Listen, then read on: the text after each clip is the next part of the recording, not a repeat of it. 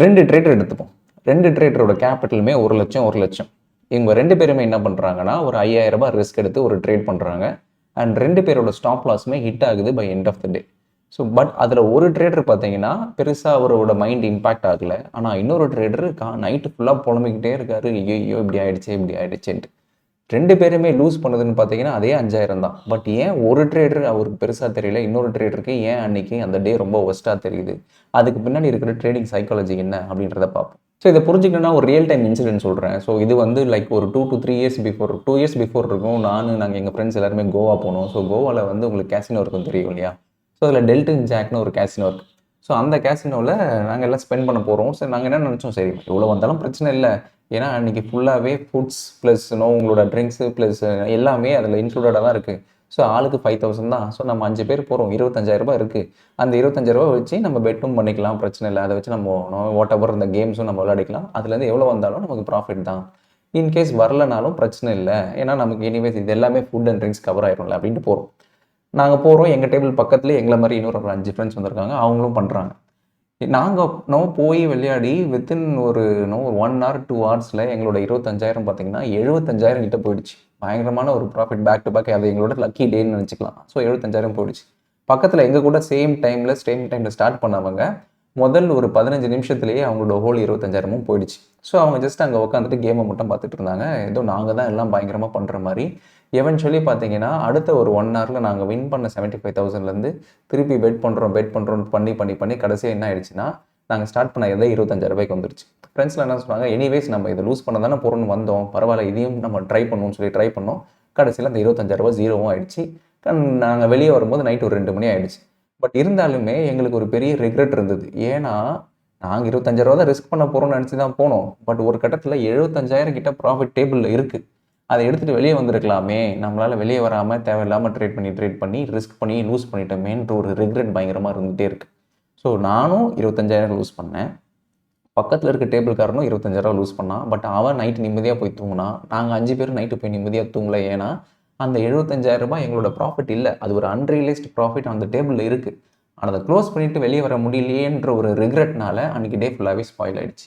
இதே தான் ட்ரேடிங்லேயும் நடக்குது. நம்ம ட்ரேட் எடுக்கும் போது என்ன ஆகும்னா, எவென்ச்சுவலி காலையில் 9 மணிலேருந்து ஈவினிங் 3 மணிக்குள்ளே மார்க்கெட் ஜிக்ஸாக்காக மூவ் ஆகிற மாதிரி நம்மளோட போர்ட்ஃபோலியோ எம்டிஎம் ப்ராஃபிட்ஸும் ஃப்ளக்சுவேட் ஆகிட்டே இருக்கும். நம்ம எப்போ ட்ரேடை க்ளோஸ் பண்ணுறோமோ அப்போ தான் அந்த ப்ராஃபிட் நம்மளுடையது. அதுக்கு நடுவில் அந்த ப்ராஃபிட் நம்மளோடதே கிடையாது. அது அப்படியே நம்ம ஃப்ளக்சுவேட் ஆகிட்டே தான் இருக்கும். ஸோ நம்ம பண்ணுற தப்பே என்னென்னா, காலையில் ஒரு 9 மணிக்கு ஒரு ட்ரேட் எடுத்து எண்ட் ஆஃப் த டே எவ்வளோ க்ளோஸ் ஆயிருக்குன்னு பார்க்க மாட்டோம். அப்படியே எவ்ரி செகண்ட் எவ்ரி 10 நிமிஷம் 5 நிமிஷம் சும்மா எடுத்து ஃபோனை நோண்டிக்கிட்டே இருப்போம். இன்றைக்கி எவ்வளோ வந்துருக்குது, எவ்வளோ இன்க்ரீஸ் ஆகிருக்கு, எவ்வளோ டிக்ரீஸ் ஆகிருக்குன்ட்டு. ஸோ காலையிலேருந்து ஈவினிங்குள்ளே ஒரே ஒரு ட்ரேட் எடுத்தால் கூட அந்த ஒரு ட்ரேடை 100 வாட்டி செக் பண்ணும். ஸோ இந்த செக் பண்ணுறதுனால என்ன ஆகுதுன்னா, இன்கேஸ் உங்களோட பர்டிகுலர் அந்த ட்ரேடு பெருசாக போகும்போது பரவாயில்லையே, நம்ம 10,000 காலைல ஆரம்பித்தோம், இன்றைக்கி ஒரு 30,000 வந்துருக்குதே மஞ்சானம்ன்ற. ஒரு 2 மணிக்கு பார்த்தீங்கன்னா பரவாயில்ல 40,000 வந்திருக்கே அப்படின்ட்டு. But end of the day close பண்ணும்போது அந்த 40,000லேருந்து 4,000 க்ளோஸ் ஆகும்போது அது உங்களுக்கு எக்ஸ்ட்ரீம் பெயின் கொடுக்கும். ஏன்னா at one point of time நீங்கள் பார்த்துட்டீங்க, இந்த 40,000 இன்றைக்கி நம்ம வீட்டுக்கு எடுத்துகிட்டு போகிறோம்னு நீங்கள் நினச்சிக்கிட்டீங்க. But end of the day market அது உங்கள்கிட்ட இருந்து பிடுங்கிடுச்சு. So any point of time நீங்கள் ஒரு பர்டிகுலர் ட்ரேட் எடுக்கிறீங்கன்னா, எண்ட் ஆஃப் த டே நம்ம எந்த பர்டிகுலர் ப்ரைஸில் க்ளோஸ் பண்ணுறோமோ அதுதான் நம்மளுடையதுன்னு மைண்டில் ஃபிக்ஸ் பண்ணணும். அதுக்கு ஃபஸ்ட் அண்ட் ஃபோர்மோஸ்ட் ரூலே இந்த பெயினை அவாய்ட் பண்ணோன்னா நம்ம கம்ப்ளீட்டாகவே எம்டிஎம் ஃப்ளக்சுவேஷன்ஸ் எவ்வளோ காலையிலேருந்து ஈவினிங் வரைக்கும் ஃப்ளக்சுவேட் ஆகிருக்குன்ற அந்த ப்ராஃபிட்டை பார்த்து ஒன்றுமே பண்ண போகிறதில்ல. அது யூஸும் இல்லை. இன்ஃபேக்ட் அதுக்கு நமக்கு பெரிய தலைவலி தான் கொடுக்கும். அதனால் ஒன்ஸ் ட்ரேட் எடுத்துட்டிங்கன்னா மூடிட்டு எடுத்து வைக்கிறது தான் பெட்டரே தவிர, சும்மா அது நோண்டுறதுனால உங்களுக்கு அது பெயின் தான் கொடுக்குமே தவிர ப்ரெஷர் கொடுக்க போகிறதில்ல.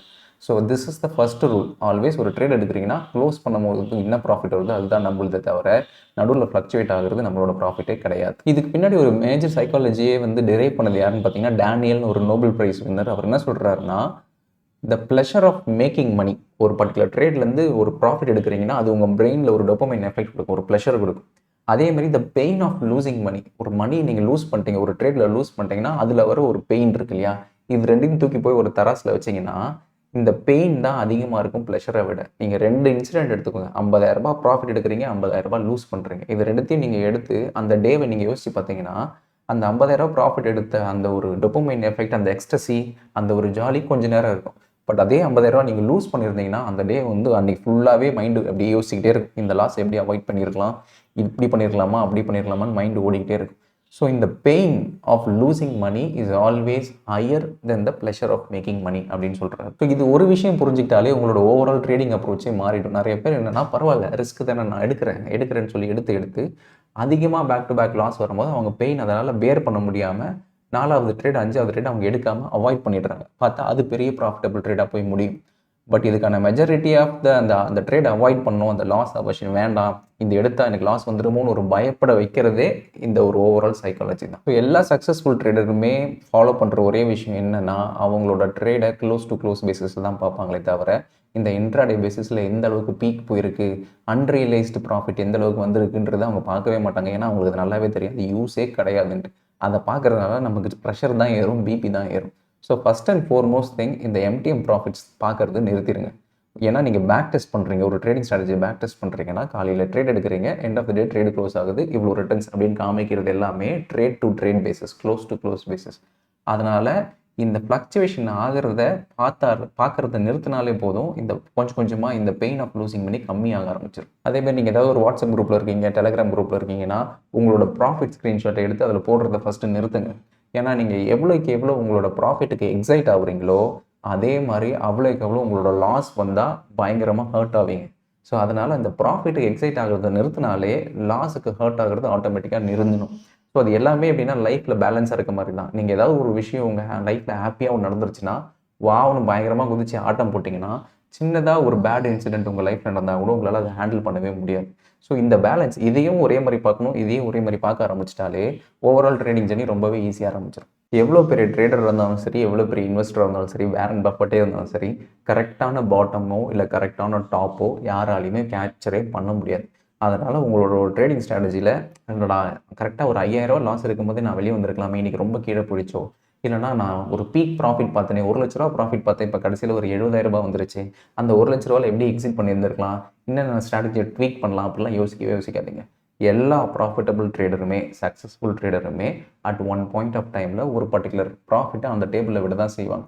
ஒரு ட்ரெண்டை நீங்கள் கேப்சர் பண்ணணும். லாஸ்ட் ட்ரேடு பார்த்தா அது 10,000 போயிருந்தது, இன்றைக்கி கடைசியில் பார்த்தா அது 5,000 இப்போ க்ளோஸ் ஆகிருக்கு, நான் 10,000 வெளியே வந்திருக்கலாம் அப்படின்னு நினச்சிருப்பீங்க. நெக்ஸ்ட் ட்ரேட் அதே மாதிரி 10,000 போயிருக்கும். இப்போ உங்களோட ரீசென்சி பயஸ் உள்ள கிக்குன்னு ஆகும். போன ட்ரேடில் இது 5,000 வந்துருச்சு, பேசாமல் நம்ம இப்போயே க்ளோஸ் பண்ணலாம்னு க்ளோஸ் பண்ணுவீங்க. அன்றைக்கின்னு பார்த்து மார்க்கெட் நல்லா ட்ரெண்ட் ஆகி 10,000 40,000 50,000 80,000 1 லட்சம் கூட போயிருக்கலாம். ஒரு பெரிய ப்ராஃபிட்டை மிஸ் பண்ணியிருப்பீங்க. ஏன்னா லாஸ்ட்டாக உங்களுக்கு நடந்த அந்த ஒரு பேட் இன்சிடென்ட்ன்றதுனால அப்படி ஃபாலோ பண்ணியிருப்பீங்க. ஸோ எப்போவுமே ப்ராஃபிட்டை ஃபோக்கஸ் பண்ணாதீங்க, ப்ராசஸை ஃபோக்கஸ் பண்ணுங்கன்னு ஏன் சொல்கிறேன்னா, இந்த மாதிரி ஃபோக்கஸ் பண்ணால் தான் அந்த லாங் ரனில் நீங்கள் ப்ராப்பராக ஒரு பீஸ்ஃபுல்லான ஒரு ட்ரேடிங் ஜர்னிக்குள்ளே போக முடியும். இல்லைனா அது ரொம்பவே ஸ்ட்ரெஸ்ஃபுல்லாக தான் இருக்கும். So this is what I want to convey. ஒரு ட்ரேடிங் ஸ்ட்ராட்டஜி நீங்கள் டிசைன் பண்ணுறீங்க, ட்ரேட் பண்ண போகிறீங்கன்னா அதில் எவ்வளோ ப்ராஃபிட் வருதுன்னு பார்க்காதீங்க, எவ்வளோ ப்ளஷர் வருதுன்னு பார்க்காதீங்க, அதில் எவ்வளோ ரிஸ்க் இருக்குதுன்னு பாருங்கள், எவ்வளோ கீழே போக போகுதுன்னு பாருங்கள். அப்போ தான் அந்த பெயினை உங்களால் ஹேண்டில் பண்ண முடியுமா முடியாதான்னு தெரியும். எப்போவுமே ஒரு ட்ரேடிங் ஸ்ட்ராட்டஜி ஷார்ட் லிஸ்ட் பண்ணுறீங்கன்னா ப்ராஃபிட் தள்ளி வச்சுட்டு ரிஸ்க் கம்மியாக இருக்கா, ஓகே ரிஸ்க் கம்மியாக இருந்தால் எனக்கு பெயின் கம்மியாக இருக்கும், எனக்கு பெயின் கம்மியாக இருந்தால் நான் டிசிப்ளினாக இருப்பேன், ஆட்டோமேட்டிக்காக உங்கள் மைண்டு ஃபிக்ஸ் ஆயிரும். அந்த ட்ரேடிங் ஸ்ட்ராட்டஜி அந்த லாங்கர் டேர்மில் உங்களால் கண்டினியூஸாக ரன் பண்ண முடியும், எந்த ஒரு பிரச்சனையும் வராது. ஸோ இதை ஃபோக்கஸ் பண்ணி ட்ரேட் பண்ணாலே போதும், உங்களோட ஓவரால் ட்ரேடிங் ஜர்னியில் ஒரு பெரிய ஷிஃப்ட் பார்க்கலாம். So I hope I conveyed what I wanted to convey. So in case இதில் நான் எக்ஸ்பிளைன் பண்ணுறது ஏதாவது டவுட்ஸ்னால் கமெண்ட்ஸில் மென்ஷன் பண்ணுங்கள், நான் அட்ரஸ் பண்ணுறேன்.